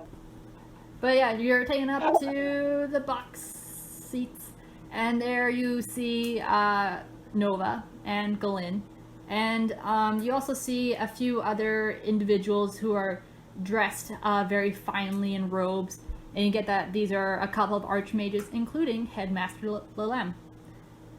La la la. La la la la la la la. And a woman catches your eye who is human, and she's sort of dressed in sort of purple, and I wouldn't say warlike, but she's almost like in a dress that has like heavy leather components to it, where it's like if a battle ever breaks out, she has some protection, and standing right behind her is a individual in foreign looking armor with the helmet over top. Do I recognize, like, do they have any, like, sigiltry or, like, anything that would pertain to, like, who they are, like, what family they belong to, anything like that? Make a cultural lore check. Oh my goodness, this is awful. 9, again. Oh, dang. Purple 2. At first glance, it's one of those circumstances of, like, this looks familiar, but I just can't place, like, where this is at the moment. So, you do believe you've seen this kind of, like these colors and the design and the armor. Like, it's all, like, this is familiar in some ways, but I don't know it well enough to pinpoint where it's from. Okay, where is she in perspective to, like, where Nova and Galen are?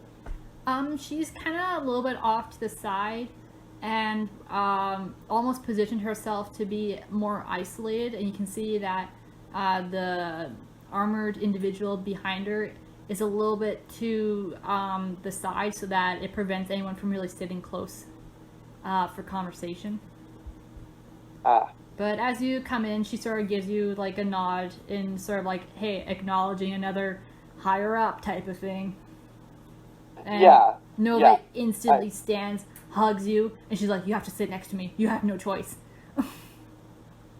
Yeah, that's kind of what I was wondering. I was like, is she sitting close enough that I can, like, talk to her while sitting next to them? But I mean, this is, And I'm just gonna, I'm gonna try and steer conversations in very slyly in directions of interest.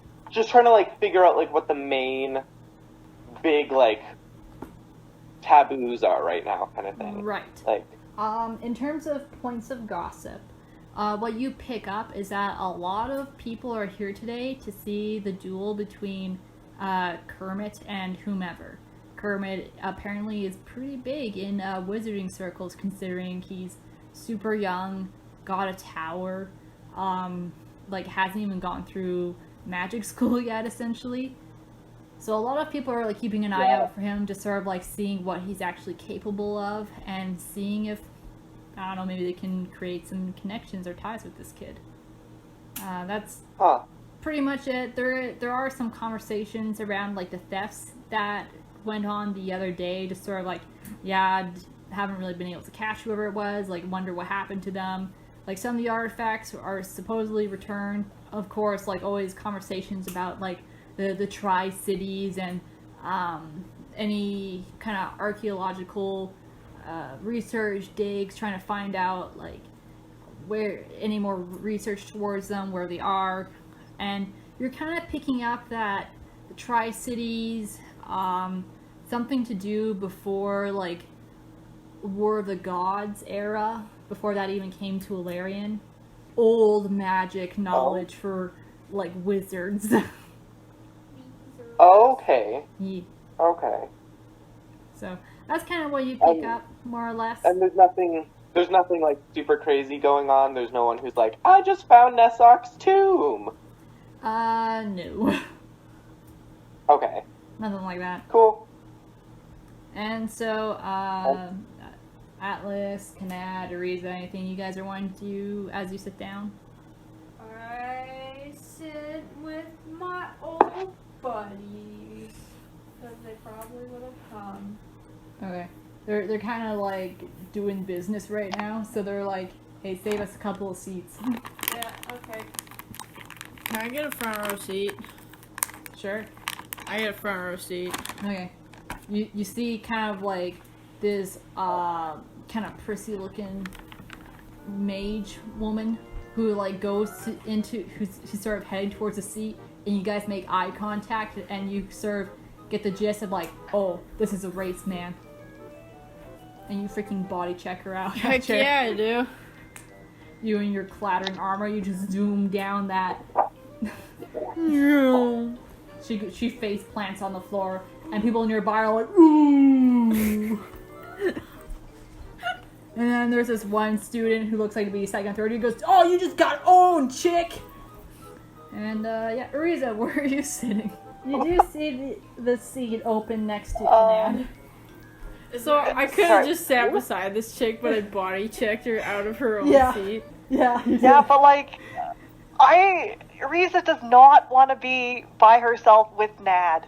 But like at the same time, it's just she doesn't want to be by herself. Okay. Ariza. So it's just she'll. Yeah. There's probably a chair. She's behind like me, right? have I don't know. You're, It's, where you're sitting, which is sort of like the peanut gallery place where you always sat at during Duels, so you can like shout insults at the kids. Where your buddies also typically sit is like the second row, so then you can also mess with people directly in front of you if needs be, if you get bored of the duel. Oh yeah. Yeah. So you can. Is there like a dueling inception where there's duels that start like at the bottom if people get bored? Like, or they just get mad over betting? Not really, because the arena is pretty much like policed by professors. So it's one of those circumstances of like if a duel starts, depending what professor comes across you, either they will finish it or you'll get chucked out of the arena, and you're not too sure which one's worse. I think getting kicked out, honestly, is the worst one. Yeah, so Alice sits in the row behind Kanad with some shifty-looking wizards. Hey, Ariza, if you sit with me, I can get you a discount on some of the prices going on here. Wink, wink. Nudge, nudge. what are you selling? And Hazard, who's sort of sitting next to you, is like, shh, holy crap, gonna like freaking talk about our merchandise out in the open? I was talking about getting coffee at the frickin', Joe. He makes some really good coffee. You volunteered there. I worked there to pay off my tuition. Okay, you know what? Joe freaking kicked me out. I thought we went over this already. I'm so broken up about that, Atlas. Why'd you have to bring it up? I was talking about Joe. Yeah, I know. Who are your friends, Atlas? Who are my friends? Just people from all over. Some really intelligent students who their morals didn't line up with the schools. So, just different outlooks on magic and how you can use it is what I would say. We take a invested interest in the well-being of the students, maybe not in line with some of the professors here, but But they don't have to know. we're just improving the quality of life here. And you know what? They truly didn't like us. They should have kicked us out. And they did, and we came back. But that's not the point. So, why don't you come sit down here? Have a good time. It's not Got some rocks you can throw against the barrier. It's pretty fun. I got the ones that like bounce off and like hit people like 5 rows back, so they don't know who did it. Do you have one of the rocks that actually go through? No, they keep changing it every year, so you can never get through. We'll figure it out as time goes on. We'll probably get 1 or 2 in there. No, but they like change it daily now. It sucks. Like, after every single match, or No, but I mean, we got like Force. Remember Force? yeah. Like he's the one that could always do it. Yeah, he left like 6 months back. So we haven't really found anyone who could do it. Either way, he looks down to Kanat, says, "Hey, you short, small lizard thing. Do you want a rock?" Hey, stupid, fat, ugly thing. No, I don't. If you give her a rock, Fair. she'll throw it back at you. So I mean, cool thing, man. What are you? Blinks back tears. None of your business, All right then. you chungus. I want to watch the duel. Stop Alright. talking to me. Fine, pipsqueak. I've been watching my weight, by the way. Thanks for bringing that up. Yeah, I'm sure you have. Just looking at that scale every morning. Cry a little bit, I bet. At least I don't shed scales. I don't shed scale. Says, "Where's your tail?" Oh my, You have no tail. yeah, I do. No, you don't. I don't have a tail? You look, your tail's gone. Oh, I got cursed. Wait. I got cursed? You don't see your tail. I'll come back some other time, I'm sure. You're a weird thing. Anyways, the trumpet bells go off again, and you see entering one side of the arena is Kermit and Lanier. And so you see Kermit has sort of taken off his vest. He has just sort of like his undershirt of like kind of school neutral cream colors, and Lanier as well. And you see that on his belt is his gun. And you... Lanier has a gun. No, Kermit. Lanier actually has a sword on her belt. And on the other side, you see this Anor elf who, even though he's dressed in like kind of same clothes or almost like accented with golds and like some gems here and there just to enhance his appearance. And he has like this smug look on his face, hair done immaculately. And you also see beside him a gnome who is just sort of silent and like looking up at the crowd. And he also has a smile on his face, but he also has a very like slappable face, we should say, in terms of his appearance. And so the two sort of face off against one another, and you see the taller the elf sort of looking at Kermit and just sort of like saying something to him, which since you guys are sitting in the front row, he's just gonna say, "Oh, you're going down, Kermit here." Wait. You think you can actually do this? Good luck. And you see the gnome just sort of laughing like, "Ha, yeah, you got him, guy, bro." And the elf is sort of like, "Shut up, man." "Yep, sorry. And Lanier looks at Kermit and she's sort of like, "Ready to do this?" Says, "Yeah." She says, "Alright, look, I know this is a duel, but let's just not hold back against these jerks, okay?" And Kermit's sort of like a little bit uneasy. He's like, "Alright then." And so you have Alakulo, the dueling professor, step out into the arena. She goes, "Okay, you two know, or not you two, you four know the rules already, so I shouldn't have to go over them. We already went through them in the back. When I leave, you'll hear the horn. You'll have 6 seconds to cast any preparatory spells, and then once the horn rings again, go for it." And so she walks off, and you guys hear the horn go off, and you see all 4 of them prepare a variety of spells. You see the elf Ranger, sort of his imagery begins to like vibrate back and forth, which Thranduil you recognize as displacement. And you also see like him sort of take out his wand and like kind of examine it, and arcane blast actually goes off and barely misses Kermit. And you see the professor kind of look out and give him a stern expression. He goes, "Oh, sorry, new wand. My bad." And he sort of looks over to Kermit and gives him like a side smile. And Kermit's like, "Oh my gosh." And so he quickly has to recast his spell, which I guess you guys don't recognize because none of you use Power Arcana. And you see Lanier sort of touch Kermit's gun, and flames begin to lift off of it. And so with that, the horn goes off, and you see Lanier and Kermit almost in synchronization, like, go. And so you see Kermit reach out towards the fire elf, and like arcane runes light up on his arm and shoot off towards the elf, and his imagery that was vibrating back and forth just sputters and disappears. He casted Arcane ability.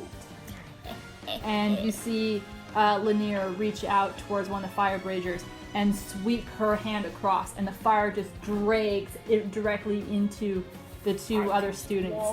And yeah, they take some damage as they are now on fire.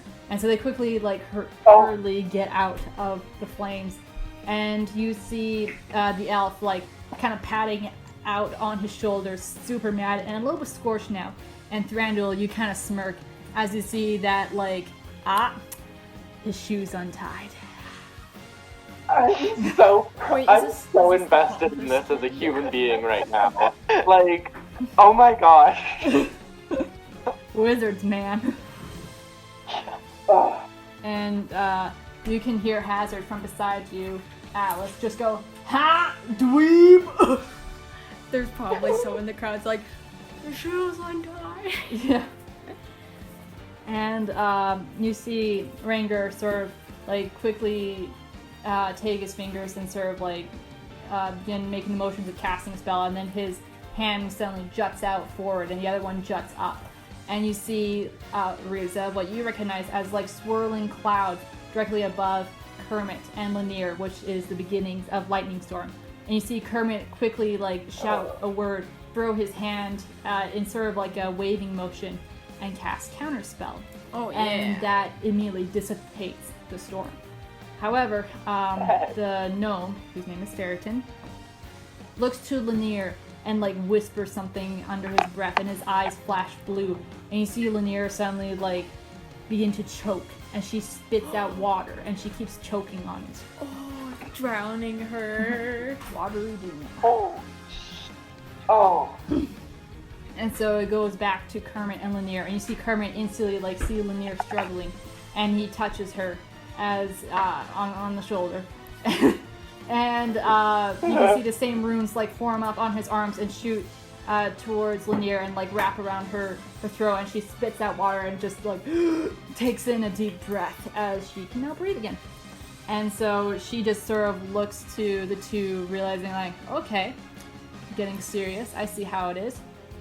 And so as Kermit shoots off his gun to Just straight up shoots one in the just, forehead. just shoots Ragnar in the foot. And he realizes his shoes are untied. Yeah, exactly. Because as Kermit does this, he goes for shoes untied. And Ragnar now, unfortunately, one shoe is untied and the other one's now bleeding. There is a bullet embedded in it. And so as that happens, Lanier also sort of like stabs her sword into the ground and like almost says a prayer type of spell, if that makes sense. And you can see fire from her hand lick down into her sword and shoot towards the two other students. And then an explosion of fire occurs and swirls around and then dissipates, which is Firestorm. And so the other two are looking super bad right now. And you can see like the audience around you guys, because you guys haven't actually seen like a proper duel before. Atlas, you have, of course, and you're sort of like, this is pretty entertaining, but also like they're students, so this is okay, right? Nah, this is okay. And you can see Alice is sort of even leaning into this and like enjoying it, and you can notice that even like Hazard kind of lost the whole like, oh, I'm gonna like call out crap to these students, and he's like invested in this fight, just sort of like, this is actually pretty intense. This is cool, man. You see Ferriton try to cast the same spell as before, looking to Lanier, and his eyes flash blue, but nothing happens as Kermit, preparing for this, counterspells him once again. Yes. And you see Ragnar sort of standing there, extremely frustrated, and his foot is probably shattered at this point. Too bad And your he's- dad can't buy you a new foot. And Kanad, you swear that this kid is like a tear's coming down his face in pain. Yeah! Kanad's just freaking losing her mind Yeah. cheering at this whole And you thing. know it's a few seats down from you, Kanad. You see the prissy woman. She goes, "You got it, my boy. You can do this. Oh, that's my nephew out there. You see him? And he just got his foot shot and he had his shoes untied."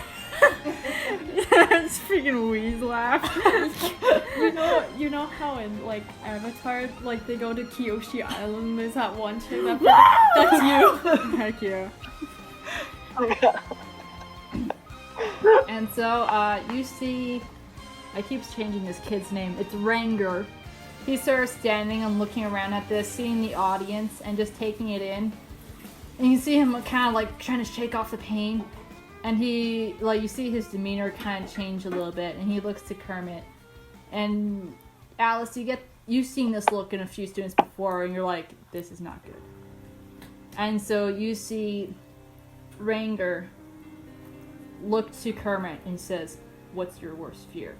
And he snaps his fingers. That's not allowed, isn't it? It's not one. Oh. And Thranduil, you instantly recognize the effects of phantasm. Oh, hey! No. And so I'm immediately like looking around me, like trying to see if anybody else notices this crap. before we get to that, so, but you all are familiar with phantasms because you are have been in battle with Thranduil. You can see this and recognize it. And you notice something different with his phantasm. It flips through different things before finally landing on something, almost as if it's trying to cycle through Kermit's fears before landing on his worst fear. Is it gonna be you? Oh. And so, the first thing you see, strangely, Kanad, is yourself. Hey! Wait a minute. You see yourself, your scales kind of ripped off a little bit, like some of them almost as if you suffered severe battle wounds, and you see spears and swords and axes sticking out and through you, undead, and Manacle reaching out for Kermit, trying to claw at him. And then it suddenly switches to Atlas, your body kind of charred and a little bit mangled, and you're just sort of looking at him, your face kind of lopsided, your jaw loosely hanging open. Oh. And then it flips to Ariza as a dwarf. I should make this point very clear. Okay, good. Your pale and lifeless body with deep gouges in your skin. And then it quickly changes to Thranduil, corrupted with an evil grin. And then it shows a man with black hair and a woman with long bronze hair and golden highlights consumed by black flames. No. Almost like Race reaching out to Kermit. And then it finally lands on an undead man, gray-skinned, average looking, with slicked back brown hair, a goatee with blood-stained robes. What one? And we all burst into tears. I was like, the last guy is Yulog? Yeah, bro. What once held playful eyes and a kind smile are now filled with instinctual fury and animalistic hardened eyes, clawing at his former apprentice This is actually really with the sad. phantasm of Yulog 10. And you guys see Kermit just eyes wide, frozen with fear, as his gun slips from his grasp and falls to the ground, and he's just can't. I try to book it through the barrier.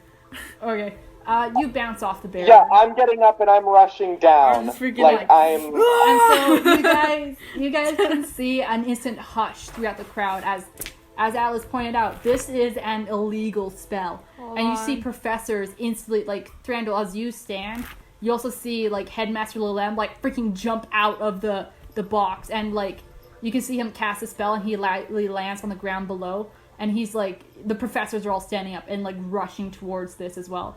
Kanad, you can probably follow a professor to like an opening instead of Heck trying to clear through the area. yeah. I'll follow one and just Yeah. freaking book it. So you guys do that. And so you hear gasps and murmurings from the audience as like everyone's like, oh. And Atlas, you see Hazard look too like, what the heck? And so you see Lanier turn to Kermit and she starts shaking him. She goes, Kermit, it's not real. Snap out of it. Like, it's okay. And you see that he's just not with it at all. And she turns, sees Ragnar, and she rushes towards him, pulls out her sword, and stabs through him. Yeah. And then he's like, oh crap, oh crap, oh crap, because I'm so sorry. And she pulls the front of his shirt and she says, you're not sorry enough. Her eyes flash, her sword lights up with red, and a fireball lands directly on top of her, him, and freaking the gnome. Oh my gosh. Whoa, Lanier. whoa. And like it's just like a one-time thing. It isn't like they're all on fire. Oh, okay. And then she pulls out the sword as he failed to try and take less damage. The gnome managed to like jump out of the way and like his pants are on fire. He's like, oh frick, crap, this is not fun anymore. This always was as And much so as she I pulls wish out her sword and you see Ragnar sort of like gasp and just sort of like hold his stomach. Probably never suffered this much pain before. And she says, let me help you with that. And she gives him an arcane blast directly to his wound. And That's how we do it! And so, it'll still take you like maybe another round or two to finally reach Kermit Canal. Just so you know. Yeah. So you see Kermit quivering with fear, and he's sort of like trying to gather himself, and he slowly makes some motions to cast a spell towards Ragnar, which is sort of like arcane abatement type of thing. Yeah. But his movements are shaky and slow, and as he releases a spell, nothing occurs. Yeah. And he cowers, shaking with intensity. Has all the professors reached him yet? Not quite. You're like just barely behind them, so they'll reach him before you, type of thing. Dang it. How far am I behind Headmaster? I'll say you probably jumped. Unless you want to take the stairs. No, I jumped down. Like, this Okay. is Just for kicks, make a dexterity acrobatics check. acrobatics. Yeah. 16, and I'm gonna do it with a flourish and make sure that Mr. What's-his-face gets a good long look. Okay. So, you jump out, like kind of do a swan dive, do a flip, run your hand down the wall as you slide, and then like kind of Legolas style, you start hopping on a couple of people's heads as you land amazingly directly in front of Deputy Headmaster Malum. And you kind of give him a wink as you begin running, and he's just sort of like, I hate you. 13? Okay, but like, have any healers rushed into the arena at this point, or? Atlas can probably point out that some of the professors that are rushing have healing spells. But like, how close are they to Kermit? Like I said, it'll take them like a little bit to get there because like the easiest way to reach Kermit is to like exit the arena, go down some hallways, and like enter the arena the way the students did. But it looks like the professors are gonna try and like take down a portion of the barrier to get through directly, which is technically quicker. Could I do that? You can try praying to Lady Destiny. You can make a faith check in a bit.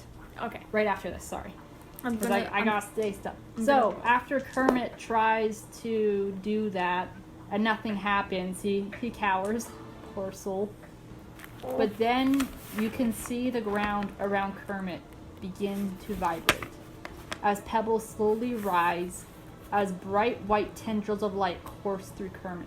What? Whoa. The light continues to build and build until suddenly a massive wave shoots out of him, almost like in a dome.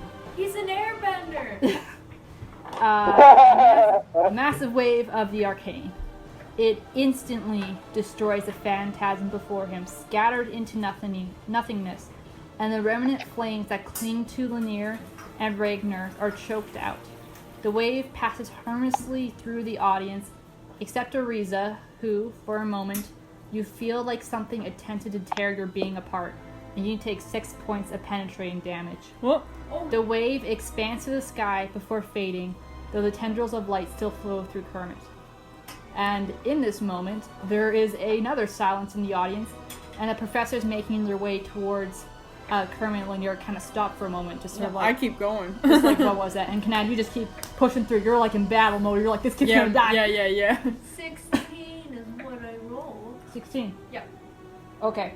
So in that moment, as this happens, you see the ethereal hand of Lady Destiny sort of grab your shoulder, Atlas, and she leans close and she says, "This is where things get interesting." Oh, heck yeah, I'm in. She says, Oh my "Get God." ready to run." And that's all you hear. That's all you get from that. Yeah. And so you then hear a cracking sound as everyone's gaze turns upwards. Oh. The ceiling, once held up by elementals in Air Arcana, are no longer present. The air and fire elementals descend upon the crowd as the ceiling, with horrifying display, tumbles downwards towards the 4 students in the pit. Regner and Ferritin try to run out of the dueling area as Lanier turns around and races back towards Kermit, her eyes on the crushing rocks as she waves her hand towards them. The falling ceiling crashes into the ground with a thickening thud. Ferritin, Regner, Lanier, and Kermit are now nowhere in sight. Wait. They got crushed. And that's where we're going to end today. What the heck? Wait, Wait, what? what? Holy Oh my cow, God, dude! You really outdid yourself. What the heck? Yeah.